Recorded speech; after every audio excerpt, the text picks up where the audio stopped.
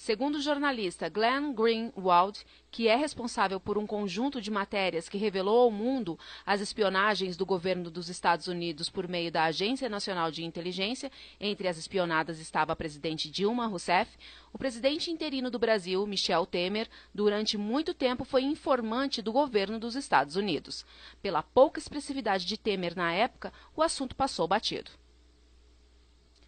O site Wikileaks também denunciou que o presidente interino Michel Temer seria informante dos Estados Unidos. Glenn afirmou: quando o Wikileaks divulgou esses documentos pela primeira vez, 4 anos atrás, foram feitas algumas matérias no jornal Folha de São Paulo e em outros jornais. Na época, ninguém prestou muita atenção porque as pessoas não se importavam muito com Temer. Mas agora, claro, o foco está nele.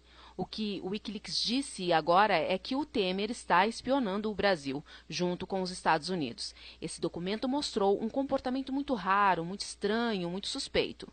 Para mim, esse documento subiu o nível da espionagem ou traição. Eu acho que esses registros são muito interessantes porque mostram que Temer é muito próximo dos Estados Unidos. Tem muita gente achando que esse impeachment é para afastar o Brasil dos BRICS, grupo formado por Brasil, Rússia, Índia, China e África do Sul. Querem o país longe da China e mais próximo dos Estados Unidos. E esse documento é uma evidência de que o presidente é uma pessoa que tem um relacionamento muito próximo com os Estados Unidos. Na realidade, ele estava passando informações não públicas a um governo estrangeiro. Acho que pelo menos isso deve ser investigado. Essa questão sobre o envolvimento dos Estados Unidos com a política interna do Brasil é muito sensível, porque todos os brasileiros, ou a maioria do povo, sabem que os Estados Unidos estiveram envolvidos no golpe de 1964, que apoiou muito a ditadura.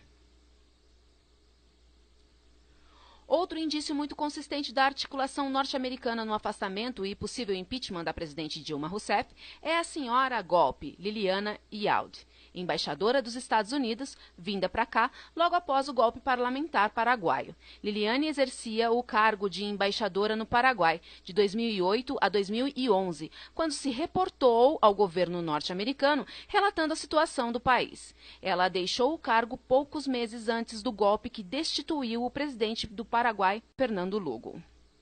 Em 2013, a embaixadora norte-americana começou a trabalhar oficialmente no Brasil. Liliane chegou no exato momento em que a presidente Dilma Rousseff estudava cancelar visita oficial aos Estados Unidos em razão da espionagem praticada contra ela, o governo e a Petrobras. A embaixadora Liliane Yaud chegou a Brasília no dia 16 de setembro de 2013, dizendo que pretendia fortalecer a parceria estratégica entre os dois países nos anos seguintes. Em entrevista à revista Exame, Liliane afirmou: gostaríamos de voltar a ser o principal parceiro comercial do Brasil. Essa vai ser minha missão. A China pode ser o parceiro número 1 do Brasil hoje, mas isso vai mudar. Os Estados Unidos são um país de longa literatura em golpes mundo afora. Na Guatemala, em 1954, a CIA organizou uma operação para a derrubada do presidente Arbenz, um jovem oficial coronel eleito democraticamente em 1950, que estava melhorando a vida do povo. Ele prometeu retirar o controle da United Fruit Company, uma grande corporação norte-americana que tinha grandes plantações de banana na Guatemala e na América Central e controlou o país através de ditadores amigáveis aos seus negócios, em detrimento do povo. Em 1953, Arbenz anunciou que tomaria a maior parte das terras da United Fruit. A United Fruit era uma das principais clientes de Edward Bernays, agente da CIA, sobrinho de Freud. Bernays ficou famoso na década de 20 por suas ideias para transformar a sociedade norte-americana numa massa irracional consumista. Bernays orientou a opinião pública norte-americana de que a Guatemala era amiga da União Soviética e de que os comunistas poderiam instalar bases militares no país tão próximo aos Estados Unidos. Na verdade, Arbenz era um socialista democrático sem ligação nenhuma com Moscou. A CIA foi instruída a organizar o golpe e trabalhar com a United Fruit. A CIA treinou e armou o exército de rebeldes e encontrou um novo líder sanguinário para o país, chamado Coronel Armas. Em 27 de junho de 1954, o Coronel Arbenz deixou a Guatemala e Armas chegou como novo líder. Também em 1954, os serviços secretos anglo-americanos organizaram uma conspiração no Brasil para derrubar o presidente Getúlio Vargas.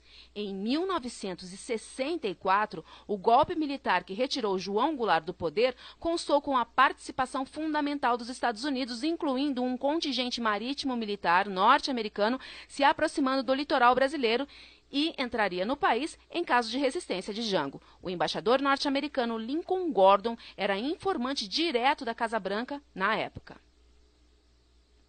No Chile, o golpe de Estado de 11 de setembro de 1973 constituiu na derrubada do regime democrático constitucional e de seu presidente Salvador Allende, tendo sido articulado conjuntamente por oficiais sediosos da Marinha e do Exército chileno, com apoio militar e financeiro do governo dos Estados Unidos e da CIA, bem como de organizações terroristas chilenas, como a Pátria y Libertad, de tendências nacionalistas neofascistas, tendo sido encabeçado pelo general Augusto Pinochet, que se proclamou presidente. A Operação Condor foi uma aliança político-militar entre os vários regimes militares da América do Sul, Brasil, Argentina, Chile, Bolívia, Paraguai e Uruguai, com a CIA dos Estados Unidos, levada a cabo nas décadas de 1970 e 1980. Criada com o objetivo de coordenar a repressão a opositores de ditaduras, eliminar líderes de esquerda instalados nos países do Cone Sul e para reagir à Organização Latino-Americana da Solidariedade, criada por Fidel Castro. Na Venezuela, por muito pouco o presidente Hugo Chávez também não sofreu o golpe de Estado, anos mais tarde. E isso só não aconteceu devido ao seu conhecimento e contatos dentro do exército venezuelano. Mas os Estados Unidos chegaram a empossar um novo presidente para aquele país.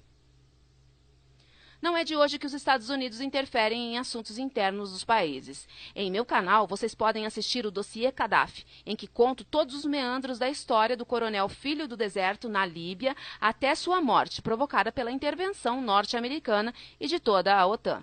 O modus operandi tem grandes semelhanças em todos os casos. Agora, no Brasil, a ação norte-americana consiste em, logo no ato, quebrar a lei do pré-sal, permitir que a Argentina estabeleça bases militares norte-americanas num território contíguo ao Brasil, na Tríplice Fronteira, e retirar o Brasil de sua ordem multipolar, seu alinhamento com os BRICS, acabar com o Mercosul e voltar sua influência total na América do Sul, abalada nas últimas décadas depois de governos esquerdistas chegarem ao poder. Hoje, quase todos esses governos ou sofreram golpes ou estão sob ameaça. Até quando o mundo assistirá aos Estados Unidos, motivado pelo controle mundial, comandados por oligarquias, interesses financeiros e corporativistas, destruírem governos benéficos às demais nações? Até quando?